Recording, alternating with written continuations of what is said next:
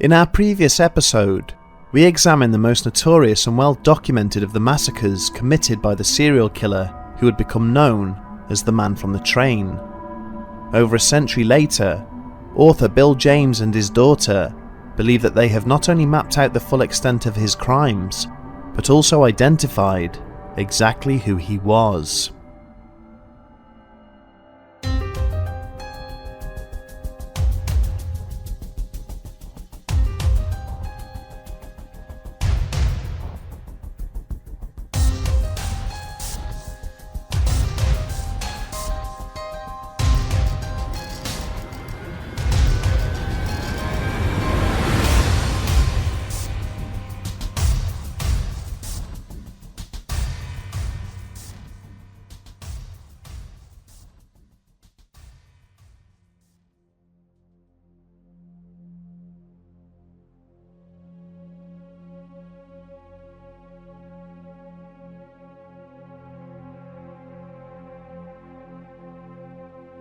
J. Wesley Allen was not a kind man. He was as physically imposing as he was fearsome, and displayed an utter intolerance towards other people. He lived in rural Maine with his wife and young daughter on a large farm, which sat on the Greenville Road leading to the nearby town of Shirley. From time to time, wearied travellers would stop by the Allen farm as they passed, seeking directions or refreshment, and would later relate to other residents tales of the dismissive rage with which the farmer had sent them on their way. On the evening of the 12th of May 1902, Allen's nearest neighbours saw a dull red glow up in the sky above where the farm was situated. So poor was the farmer's relationship with his fellow residents that not one person elected to stop by and see if he was in need of any assistance.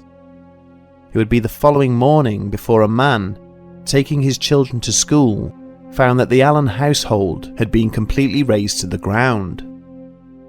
Allen's body was found lying inside what remained of the barn, having been bludgeoned to death with his own axe. There was no sign that he had tried to defend himself, and given his formidable size and stature, it was believed that the killer had taken him by surprise, whilst he was finishing up his evening chores. The bodies of his wife and child were found in what remained of their bedrooms, both apparently beaten to death in their sleep. The killer had then seemingly returned to Allen's corpse, striking it again and again with the wood axe until the repeated impacts had finally broken the tool into two separate pieces, the blood-slicked metal blade left carelessly discarded near to where Allen lay. The wood pile, situated directly between the two damaged buildings, was untouched by the flames. This suggested to the investigators that after the attacker had killed the family, he had deliberately started two different fires, one in each of the buildings. A search of the farm's perimeter revealed that a neighbouring shack, which belonged to a local handyman, had been broken into. A revolver was missing, and an unfamiliar pack of matches was left lying on the table. The local sheriff's initial hypothesis was that Allen had got into a fight with an unexpected caller, who had broken into the shack and then waited there until nightfall before reattending the farm to seek their revenge. But when no suspect was immediately identified, suspicion subsequently fell on the owner of this shack, Henry Lambert. The handyman was something of a loner, and accusations emerged that he had been obsessed with 14-year-old Carrie Allen. Educationally challenged and illiterate, Lambert was easily convicted of the murders, only to be exonerated several years later when the case against him was deemed non-existent. No further investigation into the crimes would ever take place. Bill James is a notable American historian and writer who enlisted the help of his daughter, Rachel McCarthy James, to research the Villisca killer. It is from their book, The Man from the Train, that the majority of our information has been taken. Through extensive research of public records and newspapers from the turn of the century, Bill and his daughter have identified 29 mass murders, which occurred across the United States between 1898 and 1912. Cumulatively, these crimes would claim the lives of 101 men, women and children, each bearing the same distinctive hallmarks of the Villisca slayings, Working together, Bill and Rachel have constructed a detailed and chilling profile of the serial killer who might have perpetrated them. They paint a picture of an introverted and sexually frustrated character who killed not out of desperation or necessity, but out of a strong feeling of resentment and hostility towards the society that had marginalised him. According to their theory, this so-called man from the train crisscrossed the country for over a decade, finding employment as a lumberjack and a farmhand. It is believed that he possessed an almost supernatural skill with the tools of his trade, and when the work dried up, he would simply hop on a train and move on to the neighbouring state. It was in these brief periods between employments that he was thought to be most dangerous, when he would jump down from a slow-moving train in an unfamiliar town, catching sight of a nearby family residence and feeling a primal urge growing inside him. On the evening of the 28th of July 1904, the small settlement of Colfax in Georgia was stunned by the slaughter of a family of 5 living just outside the town. Henry Hughes, a local farmer, was bludgeoned to death with his own axe that evening whilst working in his yard. The attacker then entered the main residence, murdering his 2 infant children in their cots before beating his wife and 9-year-old daughter to death. The bodies had been dragged into one room before the house had been set on fire. The revelation that the 2 female victims had apparently been molested worked the community up into a frenzy, with suspicion falling on a nearby settlement of African American sharecroppers. When 2 of the workers were arrested on suspicion of the crime, the local sheriff was unable to stop an angry mob from lynching them. This effectively ended any further questions that anybody had to ask about the murders. 2 years later, this tragic set of circumstances would sadly be repeated. In the early hours of the 13th of July 1906, young Adlai Lee awoke in her home in North Carolina to find that the house had been set on fire. Meters from where she lay, her 6-year-old sister Alice lay dying, bleeding from a vicious wound to her head. Addie woke their older sister, and the 2 girls ran to their parents' room, only to find 2 battered bodies dumped on the floor, covered over with blood-sodden bedsheets. Discovering their older brother had similarly been axed to death, all the girls could do was collect their injured sister and drag her to safety. They exited the burning building via the front door, which had been left wide open when the attacker had fled the scene. As they lay their wounded sibling down on the floor, the deafening horn of a passing train drowned out their desperate cries for help. The Liley residence stood only 100 yards from the tracks, and it was most likely the sound of the approaching locomotive that had saved their young lives.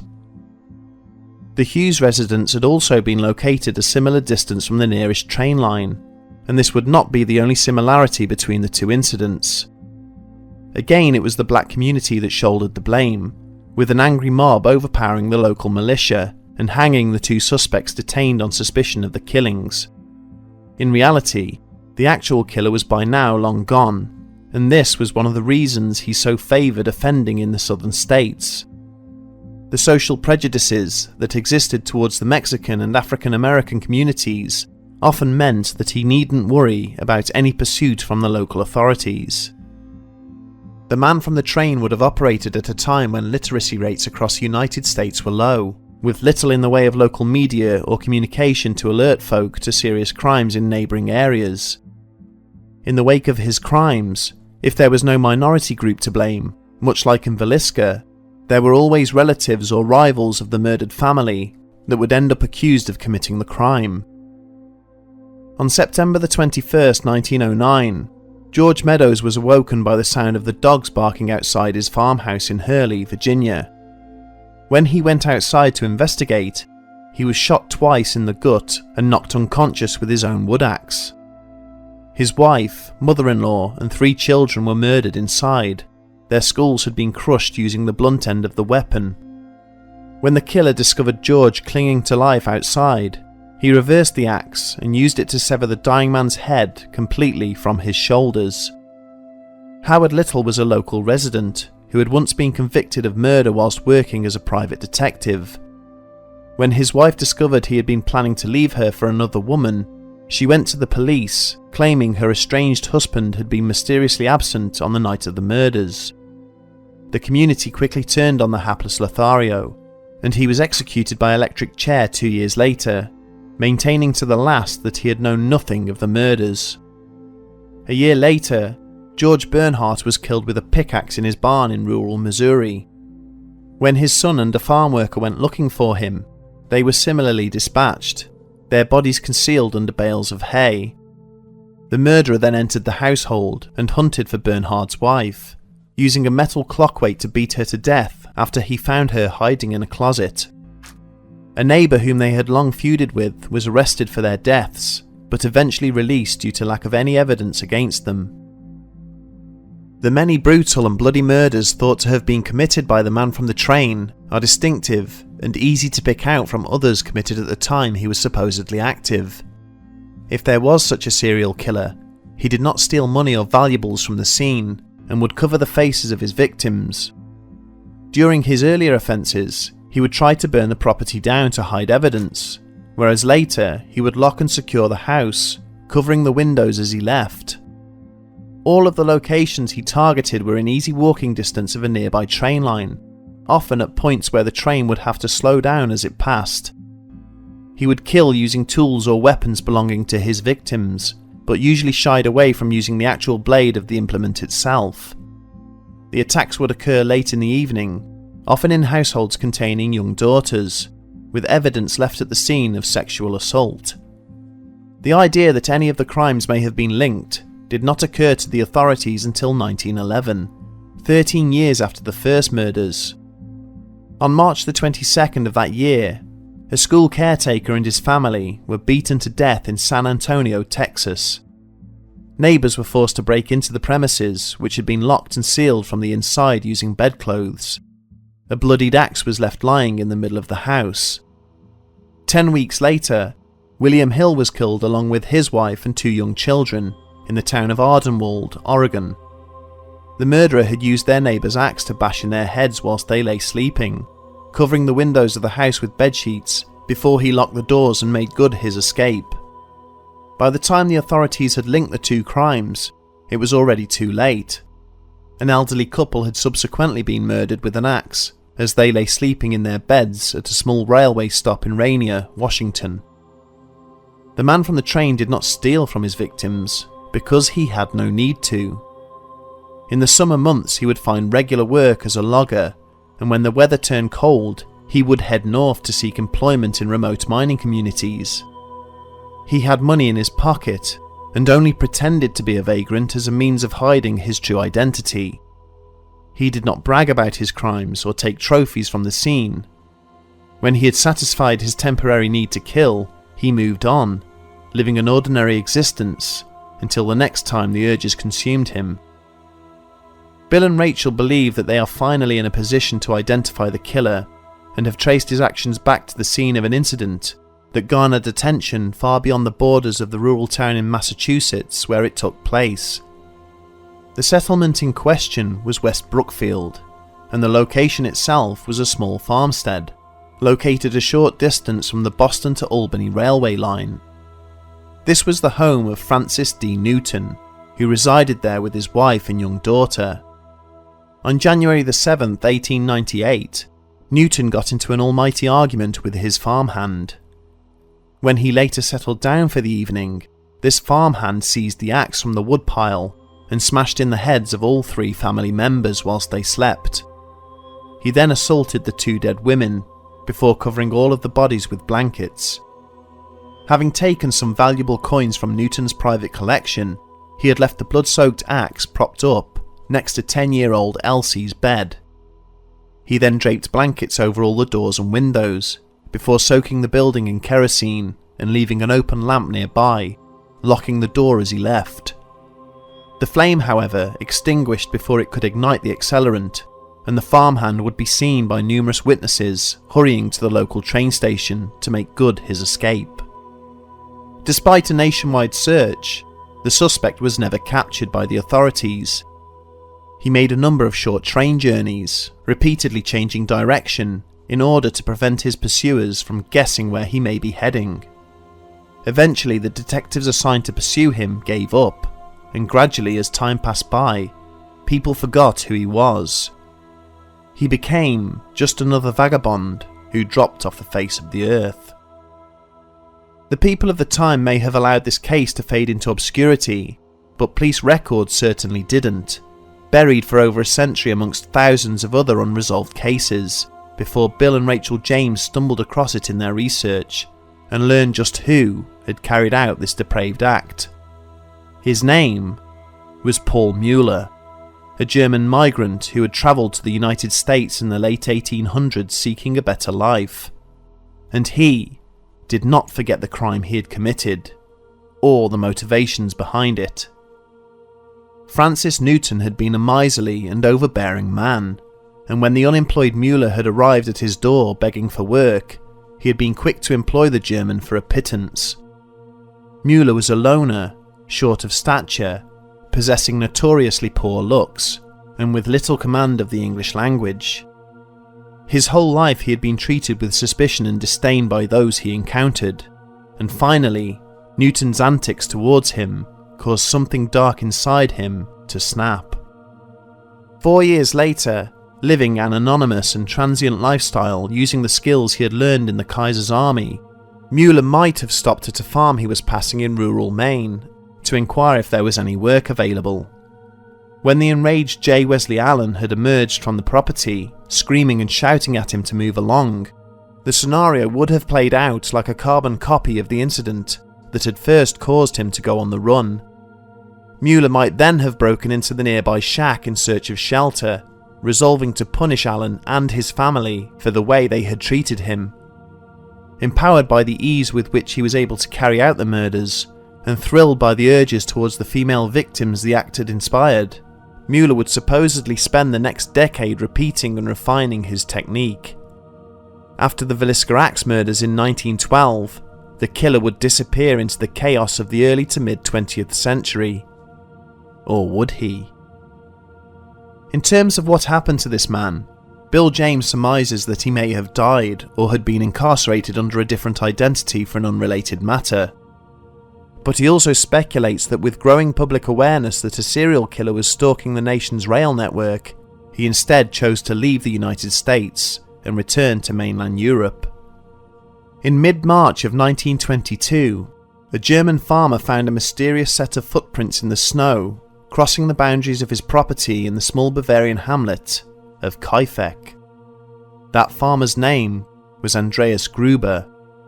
Mere days after he had shared this revelation with neighbours, Andreas and the rest of his household lay bludgeoned to death, their bodies concealed under bales of hay within their own residence. Blame for the crime was laid at the door of socialist agitators, love rivals and passing vagrants respectively, but although a stretch, it is not beyond all possibility that the Hinterkaifeck murders could have been carried out by Muller. Too old by now to have been conscripted into the army, he could have easily moved around undetected in the chaos of post-war Germany, continuing to satisfy his passing desires without fear of either detection or reprisal. Whilst the savage and inhuman manner with which the man from the train committed his murders is unsettling, the ease with which he was able to commit them and continually evade detection is ultimately more shocking. If, of course, Bill and Rachel James's theory is accurate. It should be noted that other than the murder of Francis D. Newton and his family, there is not one single shred of evidence to tie Paul Muller to any of these crimes, although the similarity in modus operandi for each of the presented cases is highly suggestive and intriguing.